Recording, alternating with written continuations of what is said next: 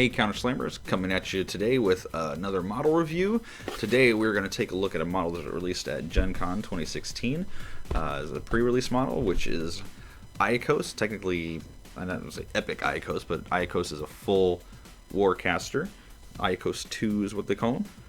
And we're going to take a look at his stats and kind of see what he can do, and just take a look at what he offers to the faction. What does he bring? Because I've got a chance to play a few games with him now, and I think he's very unique and very fun. So let's take a look. So Aiakos, he has 29 Warjack points. He has 17 hitboxes, focus 6. He is a speed 6, mat 7, rat 5, defense 15, armor 15, which is kind of low for warcasters. So, you know, getting him in danger can be pretty lethal to him. He's command 9, he has tough. He does not have stealth. His original version had stealth. I don't know if it has stealth in the in Mark III or not, but anyway, this version does not have stealth. And his Harpoon and his Reaver are both magical weapons. His Harpoon is a range 6, rate of fire 1, POW 12. And his Reaver blade on his arm is a POW and strength 13. It's a range of 1 as well. So he has a 1-inch reach, which is pretty nice. His abilities haven't changed a ton. He has jump, so after he makes a full advance, he can be placed complete within 5 inches of where he is currently at. Of course, anything that would prevent him from charging also prevents him from leaping. He has Harpoon, so whenever he damages a model that's a small base model, he can drag that model to him and then follow up with a melee attack, and he can buy initial melee attacks after that. So with a 6 focus caster, you can tend to do a lot of damage. If you can hit a target and drag it to you, you can keep buying attacks and do pretty well. He has grievous wounds on his Reaver, so when he hits a model, they cannot make a tough check, and they also cannot be healed for 1 round. They can have damage removed from it. And so that's his abilities. His spells, he has 5 spells, which is pretty good for a 6 focus warcaster.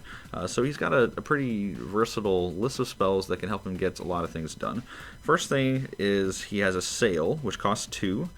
People who play Thyron, I believe, will know what this does. So target friendly faction warjack can charge or make a slam or trample power attack without spending focus. It makes it very efficient. The warjack also gains +2 movement when it charges or makes slam or trample power attacks. And models slammed by the warjack are moved +2 inches. So that is very good for jacks. You can put those on, any jack that you would need more speed on, which is, we're already fast, but hey, why not have put 2 inches on a death jack or a nightmare or an Erebus, things like that. So that's pretty good. He also has Carnage. So this is something that I know Asphyxia is 3 lost, but it costs 2 and it's in your control area. Friendly faction models gain +2 to melee attack rolls against enemy models in your control range, and Carnage lasts for 1 turn, so that's pretty good. So +2 to hit with your battle group, and everything else is pretty good too. I think Aiakos kind of wants a large battle group, and we'll kind of look at that when we get to the feat.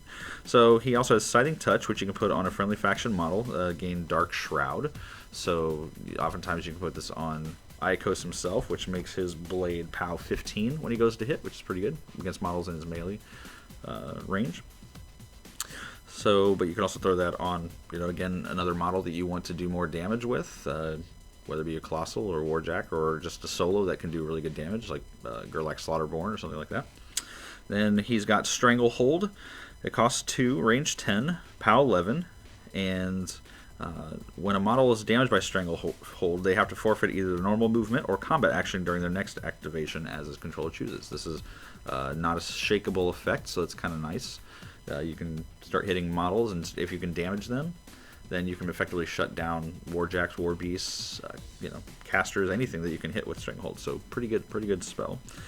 Then his last spell is I think this is a new one. I don't think anybody else has this, but this is a really cool spell. It's called White Squall. It costs 3, and it's a POW 12, but it's only range 8. So you probably want to use most of the time you'll probably want to use an arc node for the spell. But instead of suffering a normal damage roll, a non-incorporeal model hit by White Squall is thrown d6 inches directly away from the spell's point of origin and suffers a POW 12 damage roll. The model thrown does not deviate, and collateral damage from this throw is power 12. So this is a great way to soften up targets and make them a lot easier to hit. So you can start throwing around warjacks, you can throw around casters, you can throw around infantry models, anything you need to try and, hit other models, knock things down, he can do that. And given with his feat, which we're going to take a look at, is a great combination. So his feat is called Boarding Action, and it says models in Aiakos' battle group that are currently in his control range gain +3 speed and assault, and it lasts for 1 turn.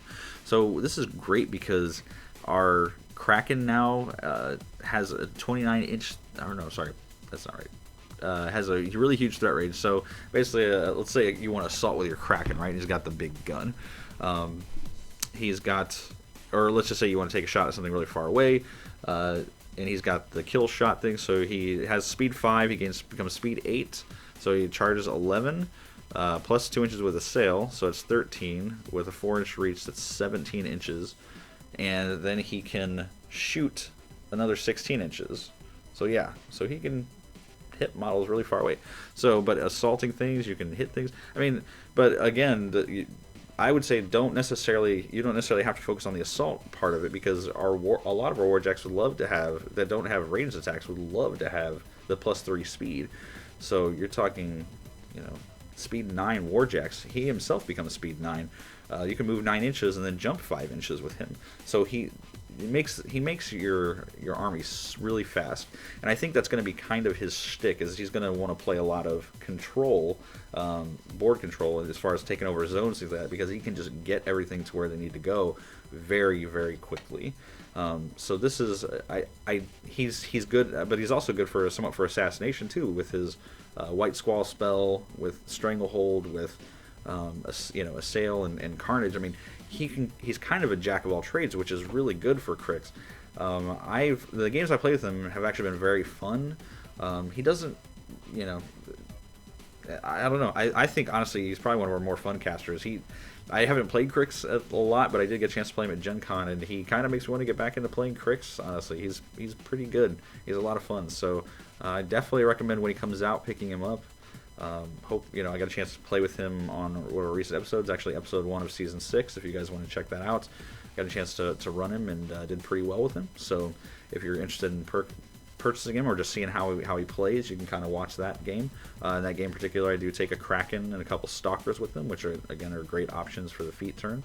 And he's really good. So yeah, double thumbs up on Aiakos, man. I love him. So hope you guys enjoyed this model review, and we'll hopefully get some more of the new casters into some more model reviews here pretty soon, and get these guys in some games so you can see how they play. So I hope you guys enjoyed this, and we'll see you guys in the next episode of Counterslam.